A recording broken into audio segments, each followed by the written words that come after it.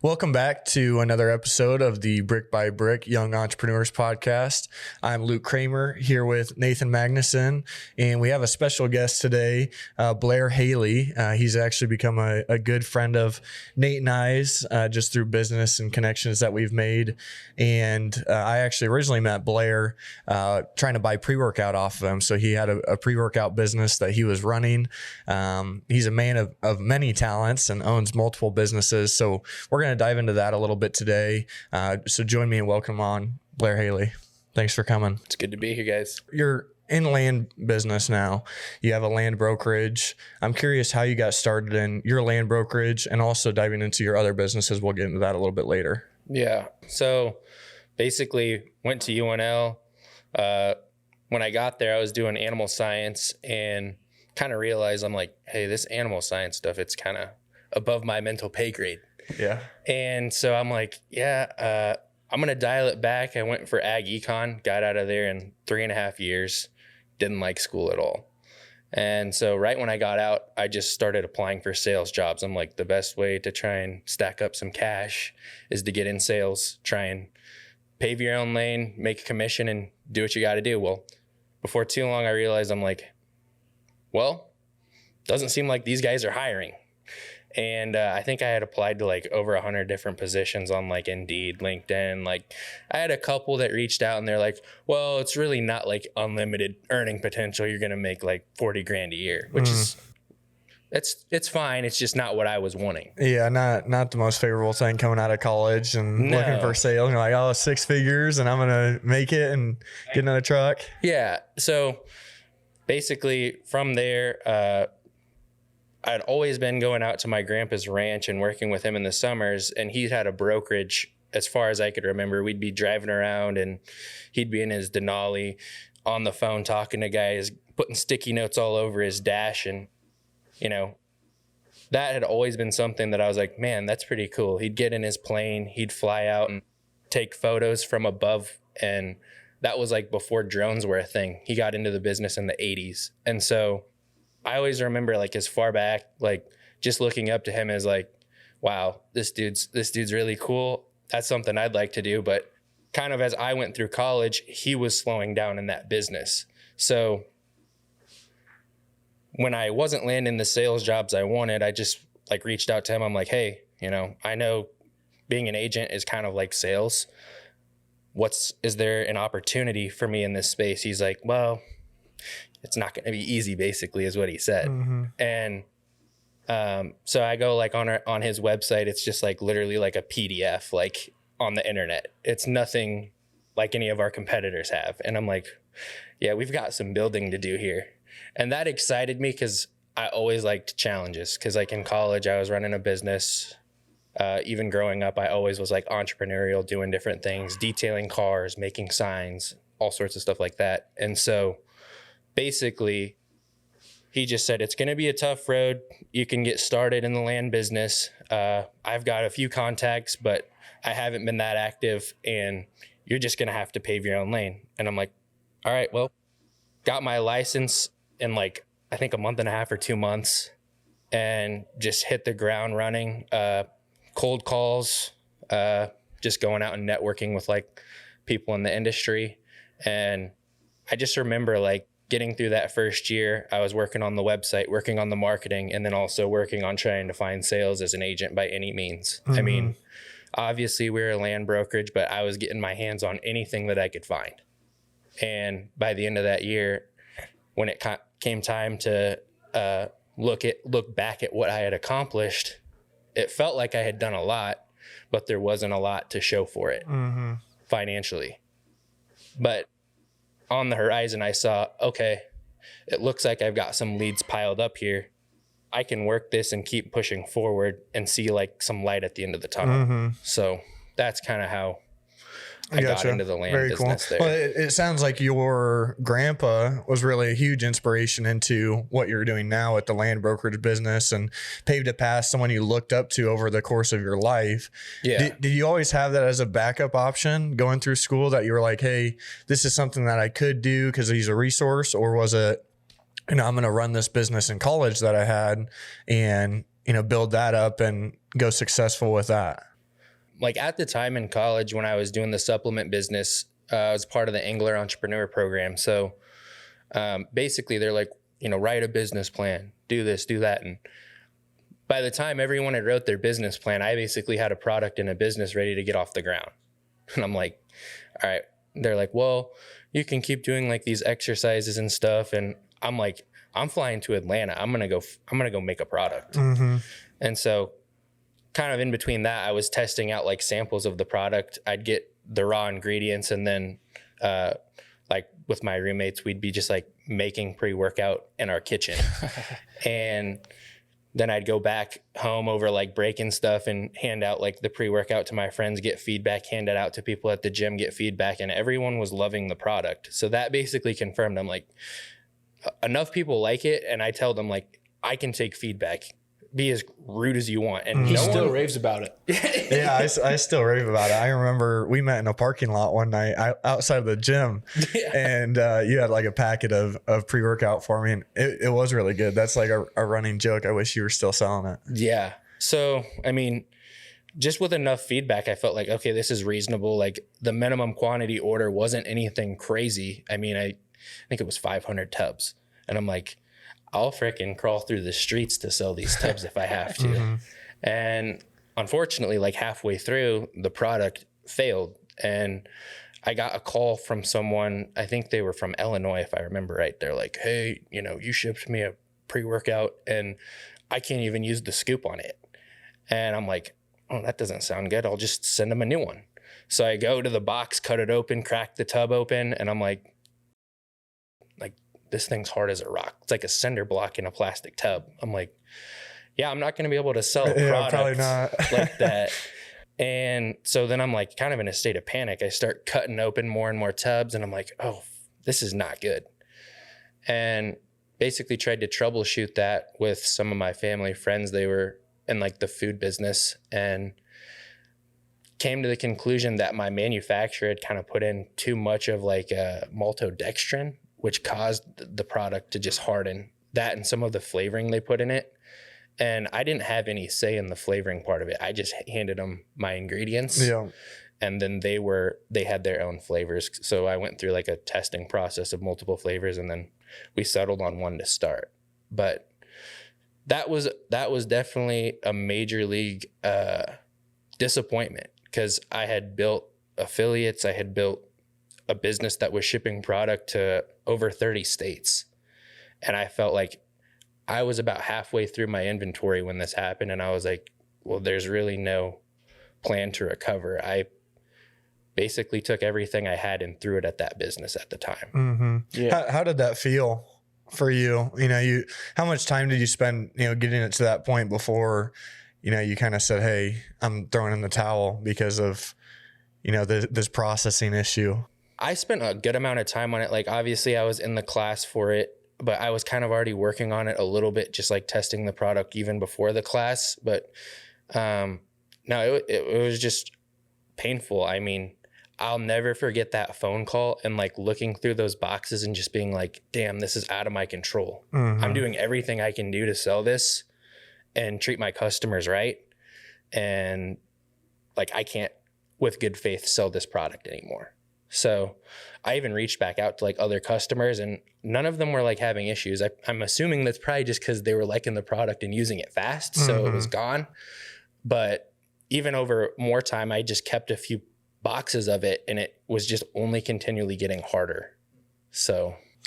Yeah. Well, the weight of that, you know, when you get that call and you know, you're a problem solver too. So you're like, oh, hey, yeah, let me just solve the problem for you. And you get in there like, oh, I can't solve the problem. Yeah. How did that feel? Like not feeling like you had any control over what you're doing. I know part of entrepreneurship is like, hey, I have the power to change what I'm doing or take the next right step.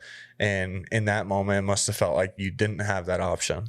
Yeah, no, I mean, there really wasn't an option. I mean, I took the product, like I said, to that family friend. He looked it over.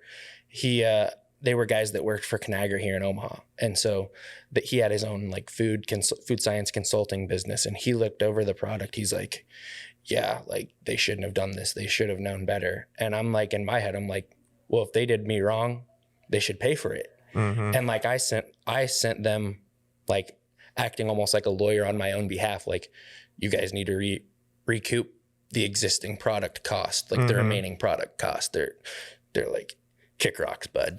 They're like, yeah, kick rocks, bud. And I tried calling like lawyers down in Atlanta, and I'm like, my supplement company's jacked because of these guys. Is there anything we can do? They're like, dude, it's like $10K. Like, just leave it. Like, it's going to cost you way more than $10K. When you get in those small claims like that, it's tough to, like, you do feel the pain of those, but then like, how much more pain are you going to feel when an attorney gets involved and you go and litigate it? And like, it was almost like devastating to hear that, even though I kind of had like a feeling that wasn't going to happen. And I tried like even finding resources at college. I'm like, do you guys have anyone to help like a college student that started a business? And it just seemed like no one was relating to it. Even that, and at the time, it's my own little world. Like, 10 grand to me at that time was like getting my head chopped off. It's a lot of money. Yeah, it's tough. I was going to say, you don't have to say, but how much money did you lose total from the whole thing? I think it was like probably 17. Really? Yeah, that's a big number when you're in college. That's a huge number when you're in college. Yeah. So how did you, after that experience, and you lost money, where did the drive to go and start a whole nother business or two more businesses come from, knowing that you tried it and lost money?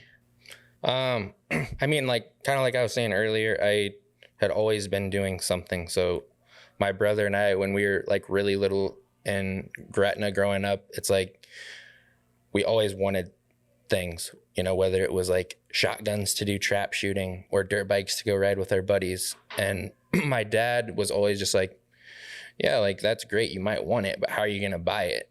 And so my brother and I did the sign thing for a while. And then over time, like, we just always kind of pivoted to new things. And so, I have always naturally felt like I can do things on my own. Obviously, the supplement thing was a total devastation at the time, but looking back, like, I actually learned a ton. I learned about online marketing. I learned about affiliates. I learned about web development. I learned about everything I could know about that business that I can take and go put into other businesses. So obviously, I was probably like semi-depressed, if not fully depressed, for probably like 3 or 4 months after the business was pretty much shut down.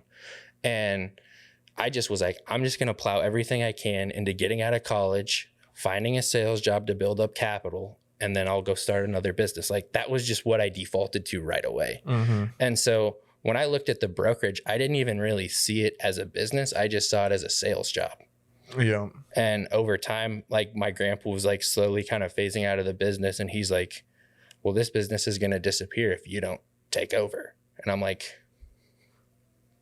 I like it. I really like the land business. It's, of every business that I'm involved in, it's my favorite thing to do. I like to get on the road. I like to go see new things. I really like all of the people in the ag business. Those are the people that fuel our country. So. Agreed. Yeah. And I know I see pictures of your truck out on the country roads and really in the middle of nowhere a lot of times, talking to the farmers of America and getting deals done. So how is that business operated, from year over year that you've been in it? And how is it different than, traditional single family or commercial real estate that people are buying and selling? Yeah. So like with the land business, it's very similar to commercial and residential. I guess the biggest difference is going to be how you're analyzing the deal. So you can look at like the soils. Soils are going to play a role in whatever you're looking at. So whether that's a farm or a ranch, all of the ag and land properties, unless we're talking recreation, come down to production. So how many cattle can you run? How much, what are you yielding on your corn? What are you yielding on your beans? Those are very standard numbers that you need to know in this industry to analyze or underwrite a deal like you would in commercial. Gotcha. So it sounds like a lot of the analysis is done similar to a business. It's EBITDA for land. Is that basically, we're looking at, just like I said, and oftentimes too, we'll get investors. So then they're looking at what is it cash rent for? So your operator, so that would be your farmer or rancher, will lease the ground from an investor so that they can keep running their business without the overhead of having, full on financing to own the ground. Interesting. So you analyze those numbers very similar to a commercial. Gotcha. But you probably just don't see the higher returns that you would. It's more stable. What is a typical return for, a land property? If I'm an investor and I want to come in and JV, say, with a guy that's going to operate the land. If you were going to do like a sale leaseback scenario, I would say most of the time you're targeting like 2.5% to 5%. Okay. But the thing that a lot of people don't see is there's not often as much volatility as you'll see like in commercial or multifamily, and land is usually pretty steady. It's either steady going up, steady consistent, or maybe just slightly ticking down, but it's not like you don't have the ebbs and flows like you do in the other markets. Gotcha. Well, yeah, land isn't going anywhere. They're not making any more of it. So Right. I'm curious with all of these large corporations. I know we were talking about Apple and Apple Pay before this. What is it like being in the land business where you have like large corporations, Bill Gates and these guys buying up tons of land? Are you seeing that here in markets that you're trying to buy and sell and you're competing with those guys, or what does the market look like here for you? I would say like the market. So I do Nebraska and South Dakota. I'd say more than often, it's really just like the guy who's just slightly bigger in the local community than everyone else who's buying stuff. I mean, obviously there's corporations that you hear about in the news and stuff like that, but most of the time it's fairly local. And if it's not local, it's probably a formal local that's like an investor or business owner that's like buying the ground and then leasing it back to a local operator. Obviously we hear all this stuff about Bill Gates and China and all of that. Of all of the deals I've been a part of, we haven't sold anything to like anyone sketchy like that. At least that I know of. We haven't had any like registered agents or lawyers drafting stuff and signing stuff. So we usually see who's behind the curtain pretty quick. And it's funny that you mentioned that, because like I run Facebook ads for marketing on some listings, and we always get people like, don't you sell to China, or like, don't sell to Bill Gates, just like freaking out about it. And it's like, dude, chill. Like, we haven't done any of that. Like, Yeah. And honestly, like, I am not on board with those guys buying up our land here in America. Like, I want it to stick with the local people. I want it to be the same guys or the same families that have been working for generations sticking with their business. And it's kind of a convoluted thing, because it's like, for me, that would help my business if people were selling all of their stuff. But I'd rather it stick with, the people who've been working so hard to keep it and preserve it. Well, it's matching, values with business. And are a lot of the sellers that you have, are they from generational families that have been farming for generations and are selling them? Or like, what is the trend for sellers in a market like that? Because you hear all the time about, I'm a generational farmer, especially being in Nebraska, but I think there's a lot of pride in that. So are they selling right now, or are a lot of those guys still holding out and saying, we're going to keep doing what we're doing? I'd say like up till current date, a lot of the people that are selling are people who've just inherited something. They're like out of state, kind of removed, or they're just looking to trade from something to something else that's closer to the rest of their holdings. So a lot of times it's just people, what I call like trading, or just getting out of like their inheritance, whether like if they're out of state. But unfortunately, the ag market's been pretty tough lately. So I think that's going to start changing, where we're going to see more consolidation, unfortunately, like with interest rates, with input costs, with everything going on in the world right now. There's just a lot of fear in that industry. And so record low commodity prices is making it tough for a lot of operators to stay in the game. So what does that trade look like when you're saying trade there, when they get out of the land? What does that look like? So like when we're talking like a trade, so like we had a guy on one ranch that we worked on, my grandpa and I, he basically had sold his property and then did like a 1031 to go buy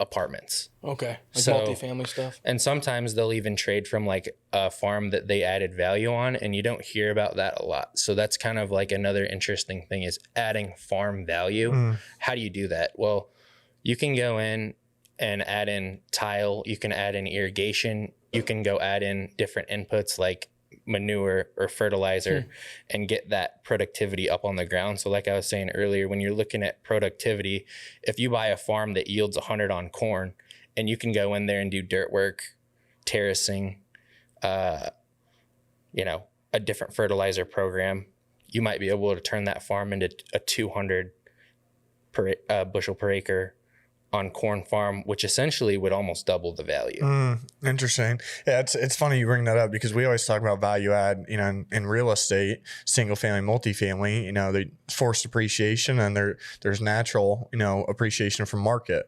So it's interesting to hear you say value add with land because it is, I've never thought about it like that. When you said that, I blew my mind. I'm like, what the? There's You know, a somebody market can for go that. in there and spend money on their land and make it worth more. Yeah. That's really cool. It's kind of like an under the radar thing. Like you'll see a guy that adds value. So he'll maybe add a pivot to something if his district will allow it. So there's a lot of restrictions, but like in general, like you'll see guys go in, add value on a farm, and then they can sell that and trade it into another farm that they could add value on, but maybe it's double the size. So they just kind of like. Do you see a lot of guys doing that in the land industry, going and, you know, say they buy 200 acres and they go and add value to it and then flip it for the 400 acre plot? I'd say a little. I'd say it's definitely something that I've been finding out a lot of investors that are savvy are doing more often. And it also really depends on your market. Like I said, you can get into some markets that wouldn't allow you to put a pivot on it just because of the restrictions with the NRD. So or I guess DNR, but it just depends on where you're at. Like the state of Nebraska is so different depending on the market, but in general, I have 3 or 4 guys that I know of right now that are actively doing deals like that. Interesting. Yeah, I mean, you hear guys all the time, you know, buying a house and flipping it and going into another and another and another, and that's how they scale. So, yeah, it sounds like there's a ton of similarities with the land game, and not only that, but there's a lot of science that goes into it, you know, with the farmer side, and then you have to know all of that. Are you find yourself getting educated by these farmers most times? Are you doing educating, or how is that trade-off when you go and provide value to them? It's both. I mean, like I really like going out and just meeting people, even if it's not for, you know, a listing or anything. I just like going out and connecting with people in the industry. So it's like I learn so much just by sitting down and talking with people for an hour or two. Like they'll tell me what they're doing, and you know, over time it's crazy because I can take what I've learned from them, and then if you've got someone like out of state and they're like, I need to sell this, and they're looking at all these other sales and they're like, well, this is 10,000 an acre. And I'm like, yeah, but the production's 200 on corn and yours is 100. We have to adjust. Just because it's in the same area does not mean it's the same value at all. Yeah, it's so hard for me to value land. I was actually looking last night at land in Montana.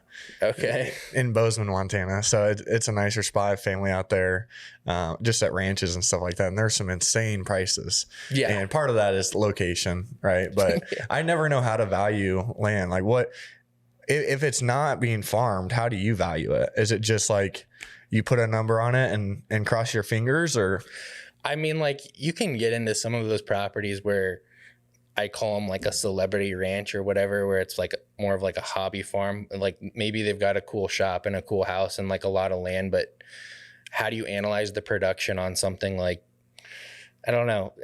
There's a lot of brokers that like slapping numbers on stuff and just letting it rip and finding out what happens. I really like doing the deals that I can analyze and like set an expectation on.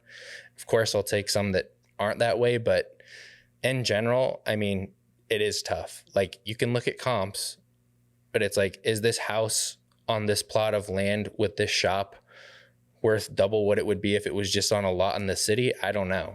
Probably no. Yeah. No, it's nuts. And a lot of it is location, I know, but it's so tough. Like you're talking about if you farm it, that makes a lot of sense to me because it's a business. You know, you can go and buy a business and the land comes with it.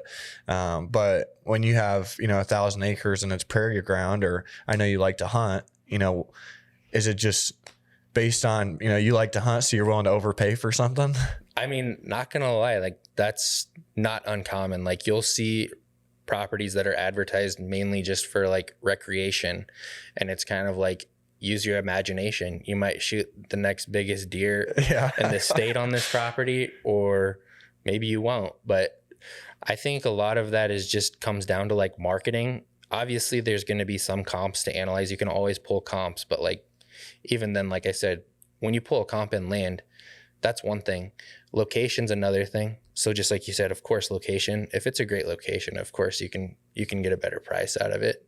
But it all comes down to soils and production in my eyes. So, and the other interesting thing that I would advise anyone that's looking at land to look into is water. So irrigation, whether it's irrigation or, like does your land have an aquifer underneath it? How easily can you drill down and get to water? Because I've heard horror stories where people go buy like an acreage, not going to say exactly where, but Cass County, Odo County areas, you can go out there, think you're buying an acreage, and then you can't get a well in. So now what do you do in that scenario? Yeah. Nothing to do? Well, you should have done some due diligence. Yeah. So that's where you come in. Yeah, that's where I try to help out for sure. I mean, it's just a tough deal because like anyone around Omaha and Lincoln would love an opportunity to jump on like 5, 10, 20, 30, 40 acres. And oftentimes they just get so emotional that they'll just go attack it. Or they don't have an agent that understands like, oh, you should probably consider looking for water maybe before your offer gets submitted, or as a contingency or a form of due diligence in your contract. So I think, like, to be honest with you, as we age, we're going to see land that gets valued even higher as a factor of just the water. Right now, like, it definitely plays a little role, but I think it's going to play an even bigger role down the road. Would you say now is a good time to buy land? Right now, so I would say right now is a pretty decent time. If I was trying to buy land myself, I'd probably be targeting to buy here in like the next 12 to 18 months, just due to the market conditions, which might sound kind of, it's just the way I see it. I think, like I was mentioning earlier, there's just a lot of distress in the market. And so if we get a lot of supply of properties on, it's gonna drop some prices down a bit. Gotcha. So are you thinking, I know we don't have a magic ball, are you thinking interest rates will decrease over time? It sounds like what you're saying is because interest rates where they're at right now, properties aren't performing at the standard that they need to be to support their payments. And that's what's going to get a lot of these owners in trouble come, their balloon payment at the end of their 5 or 7 or whenever I don't know the ag. But is it market conditions are going to change in the next 18 to or 12 months, or what does that look like? I just think like we're going to see people farm through this season.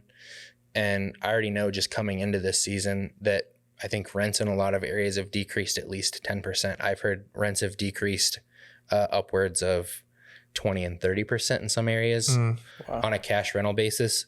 And so, that's because of the product that they're selling is worth less, that now they can't pay enough as an operator? So essentially, like, the cost of production is so high and the commodity prices are just like an unfavorable position, plus interest rates. So the cost of just doing business as a farmer is so high that, like, when they go back to their investor who owns the property, they're like, hey, like, we're not going to be able to farm it this year at this price. So you either are going to take what we're going to give you for cash rent, or you're not going to get paid this year. Interesting. Like, dang. And I know that's like a little exaggerated, but in general, like, when you factor all of that into the equation, just as well, like in commercial, like, if the rents taper back, your balance sheet is jacked, and that's going to affect the value. So that's why I'm saying it's kind of like a ripple effect, where I'm saying these problems are happening now and even before now. And so I think in another 12 months, so next March, there's probably going to be a lot of supply on the market. And that's why I'm saying, like, I think prices will have to adjust accordingly. And prices have already been tapering back a bit. Interesting. Well, I'll be looking then in that time frame, hopefully. Yeah. But yeah, it's interesting you say that, because a lot of these, we're in the multifamily space, and a lot of these loans, people are getting in 2020 or 2021 that really favorable interest rates. And now those balloon payments are coming up, and we're hoping to see the same thing. Now, I don't know. It seems like the price of everything are just going to keep going up. I don't know if that'll ever stop, but we're kind of hoping the same thing, that over time, these owners, those interest rates are going to get bumped. They're going to say, hey, we need to solve a problem. Yeah. So it's interesting. There's a lot of similarities that I'm hearing. I didn't know really anything about land coming into this. So you taught me a lot with it. How do you have the time to manage a land brokerage? And I know you also have a co-working, salon space that you run. So you own a commercial building as well and run it out of there. How do you manage both those businesses at the same time? Do you have, more people that help you, or is it systems and processes? Break that down for me a little bit.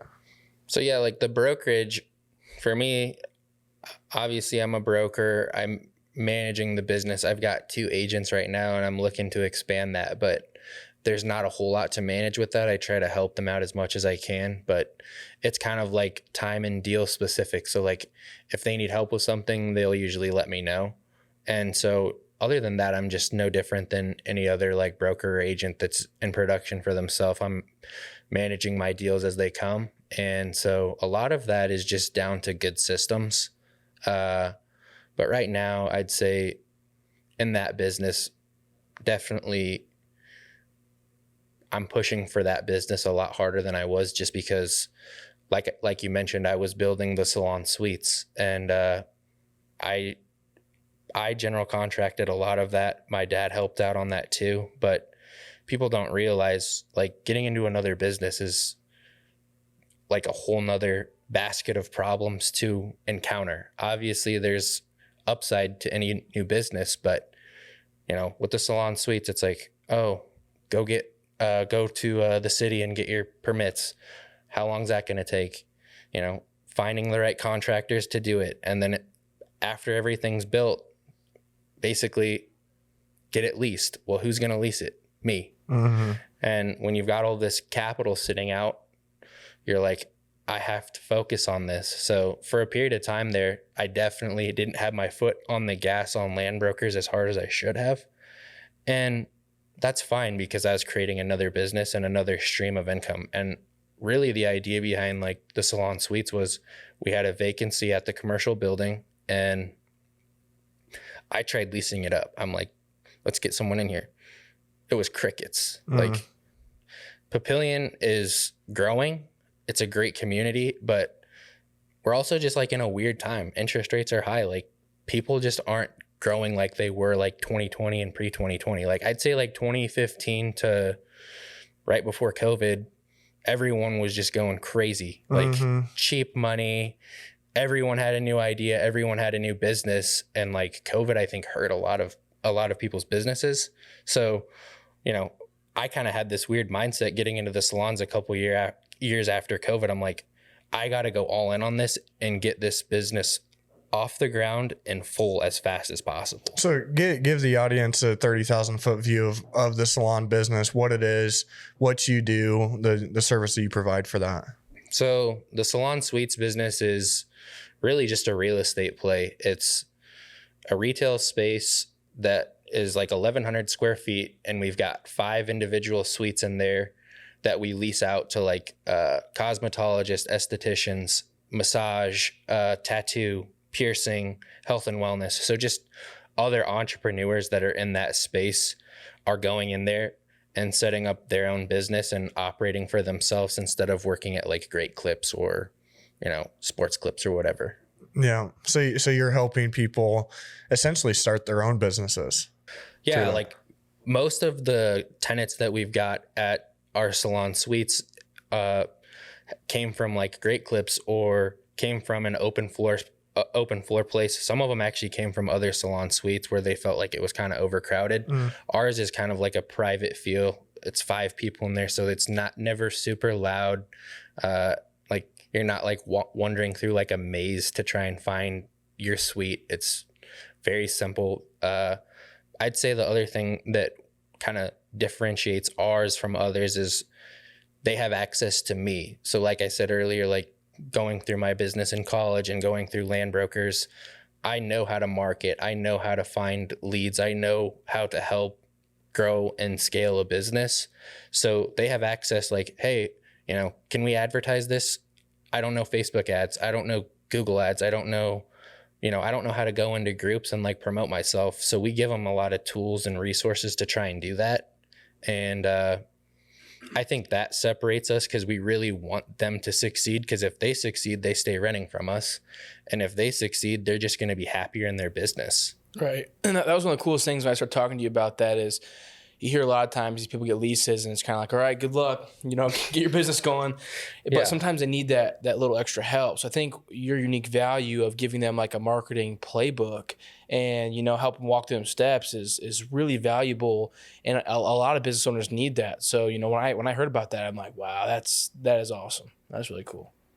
So yeah, I mean, I think everyone needs help and wants to learn. And so if I can be a resource, and even if I'm not the resource, I can find them a resource. So I look at it like that as the operator of that business. Have you found that those individuals that lease from you and have businesses there, that they've been successful? And you've probably watched a lot of entrepreneurship journeys, you know, being there and having your hands in a little bit. How's that experience been?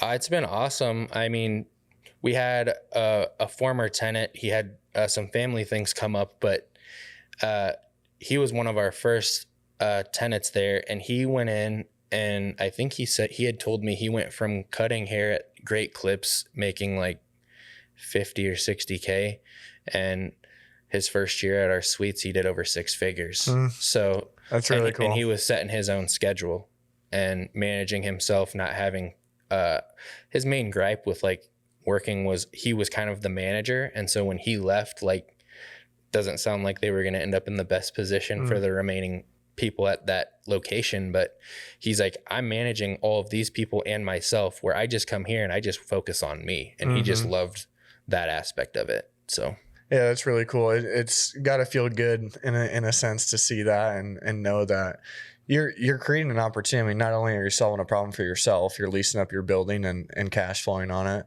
but now these guys have an opportunity to go and build something. So it's really cool. Like, I don't hear of many people doing co-working spaces. It's a really interesting product. And what landed you with co-working space and having multiple people in one building under different offices? And has that been difficult to manage multiple tenants under one roof? So the idea basically came up because when we lost that tenant in the building, it was already a salon. And so just open floor. So we saw the plumbing in the wall and we're like, well, we can just run walls and have people separate instead of open floor. Because like the lady that left, she was just like, all of my people walked out on me. Like, the business is basically done. I can't make rent. And we're like, no problem. Like, we're just going to keep pushing forward. And so, you know, with her, we kind of felt like that open floor plan is probably a lot to manage. Let's find people that want to self-manage and put them in their own space and curate the space as needed. So like at our space now, we've got a few hair people, massage, and then a couple health and wellness spaces in there. And so every bay is the same size. It's about 120 square feet, and we can curate it a bit. So like we'll put in a sink or we'll make adjustments with the features they might need. So that way their space is best suited for whatever their industry is. Did you have anyone before you that did something like that? Where you're like, oh, that's the route I want to go? Or was it just blind and jump into it and see how it goes? Well, we were like considering like doing like an event space or like office rentals. And when we kind of looked at like how much it would take to manage the event venue, that was going to be a lot. And then we looked at like rents on, we looked at salon suite rents, and then we looked at like office rentals, and we just felt like we could, it would cost a little more to add some value to make the suites more complete for what we're doing now than it would for office. So the rents could justify that value. Gotcha. That makes sense. So you're running two businesses. Are you constantly putting out fires?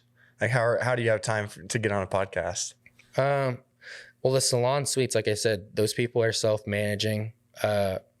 With the land brokerage business, you know, it's seasonal. So like, and it's one of those things too. It's like when you've got a listing, of course, you're going to be getting phone calls, or if you've got marketing going out, of course, you're going to be getting phone calls.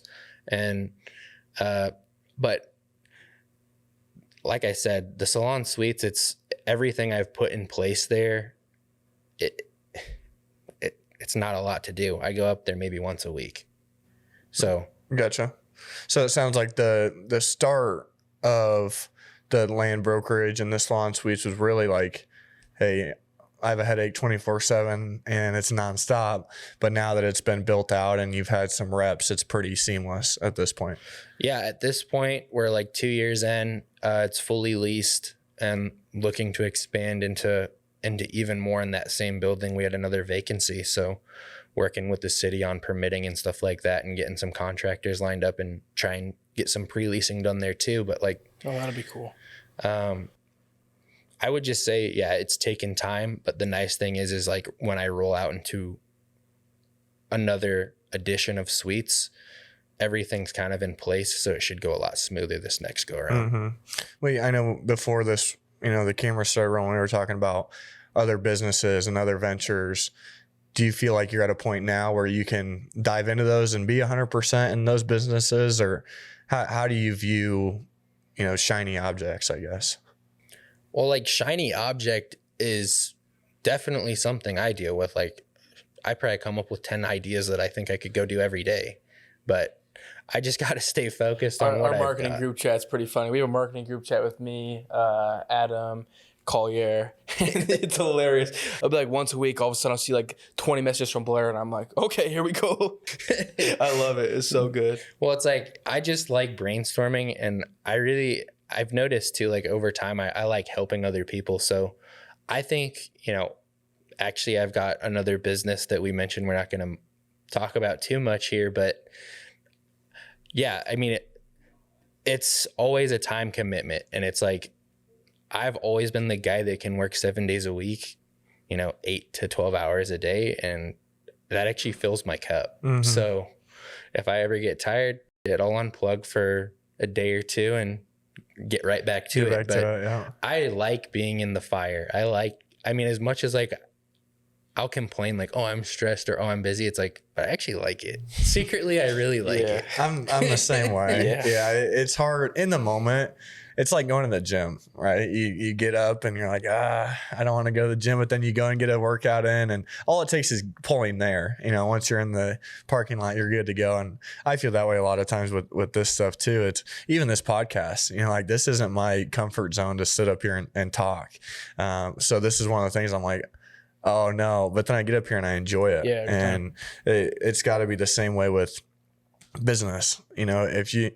I base how I feel on my productivity. What am I getting done? Because that for me is moving the needle. And it's like I have a goal that's getting me there. So I'm curious, why do you do all this? I know we in the last 2 weeks have talked a lot about why and our thinking. Why are you doing what you're doing? You said you're willing to work 12 hours a day, 84 hours a week. For what? Well, like ideally here, my idea is obviously keep the foot on the gas right now so that I can let off the gas later. And when I say that, obviously it'll still be on the gas compared to like other people. Mm-hmm. But I want to get to a point where if I don't want to do something, I don't have to. So like with the salon suites and with some other businesses, I just look at it like these can cover a baseline so that I can go full in on land brokers. And of course, like I told you, when I got into that, I was shooting anything that flew. So it was like getting my hands on any deal I could. I want to be in a place where it's like, if I don't want to drive 4 hours to go do a deal, I don't have to, because everything's covered by other businesses or other investments.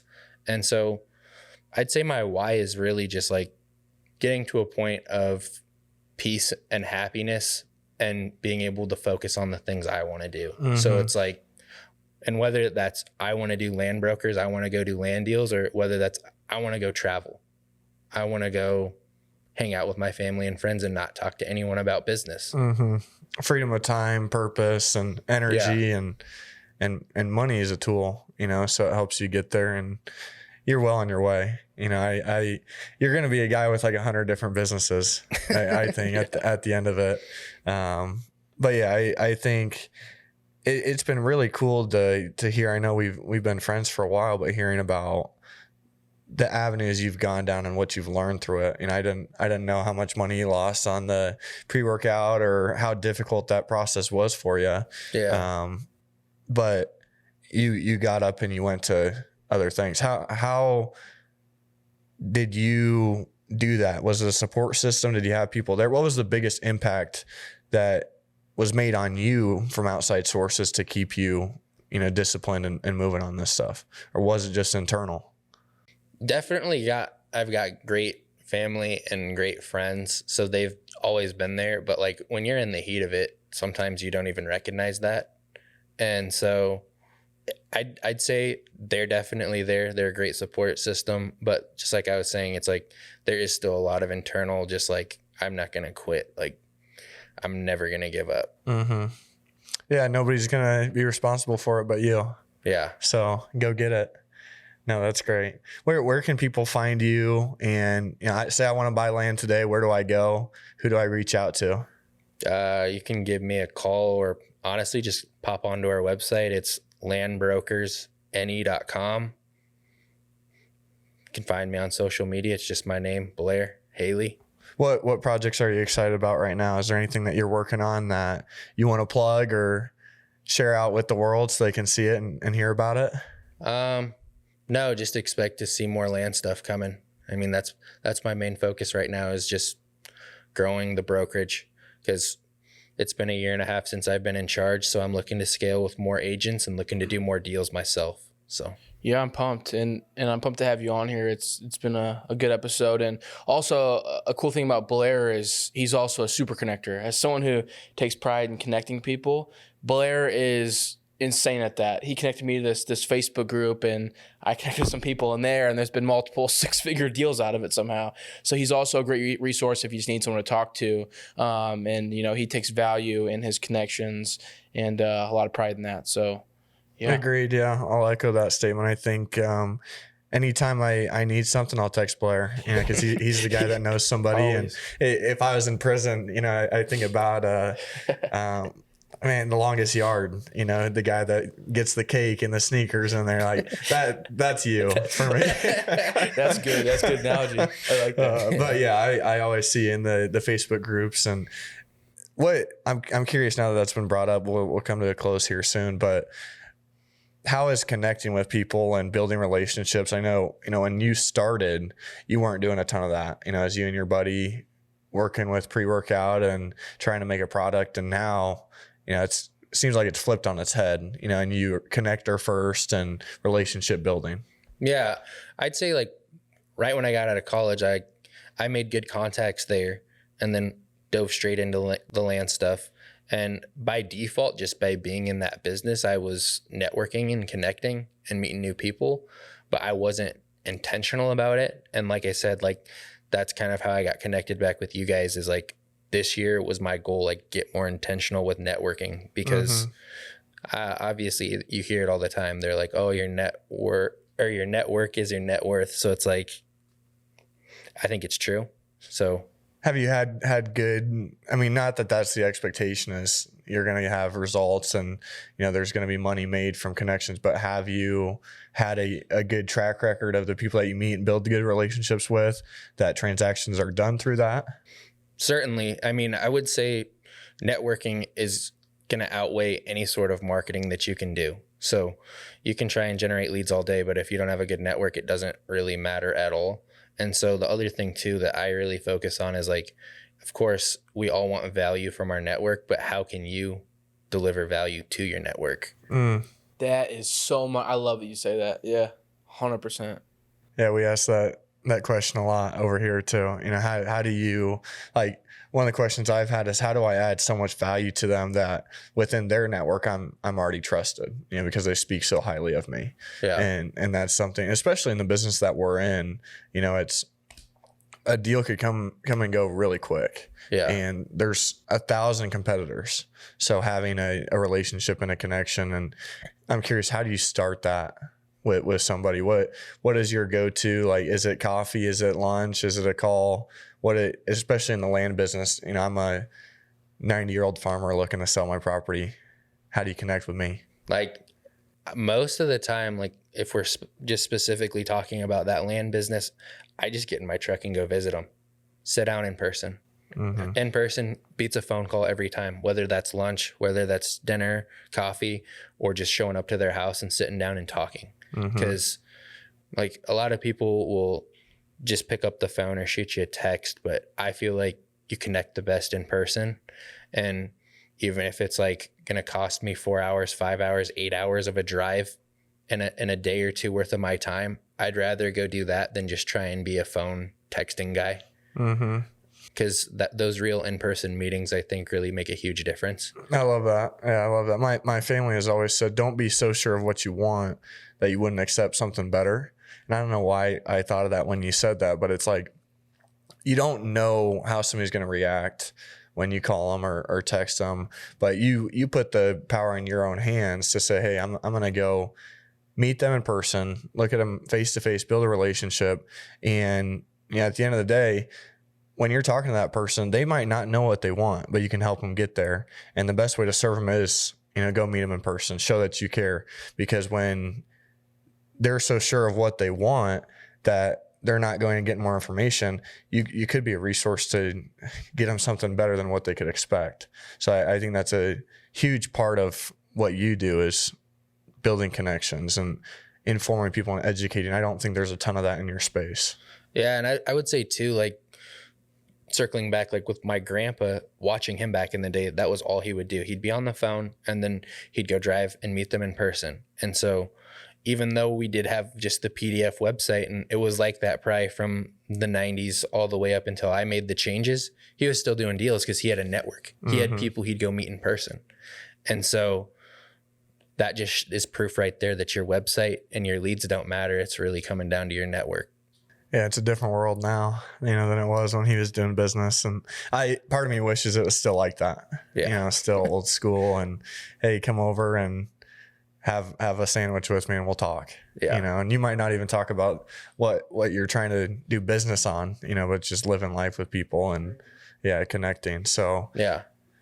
Thank you for coming on, dude. I definitely want to get you on more episodes, and we'll keep, as your journey progresses, I want to continue having you on here and keep updating and sharing your story, because I think it's super valuable with the lessons you've learned, and you've been in multiple businesses, you've gotten the reps, and the experience is the best teacher in my mind. So taking all of your experience and sharing it with people, I've learned a lot off of you. I know Nate has as well, and all the other people we're connecting with.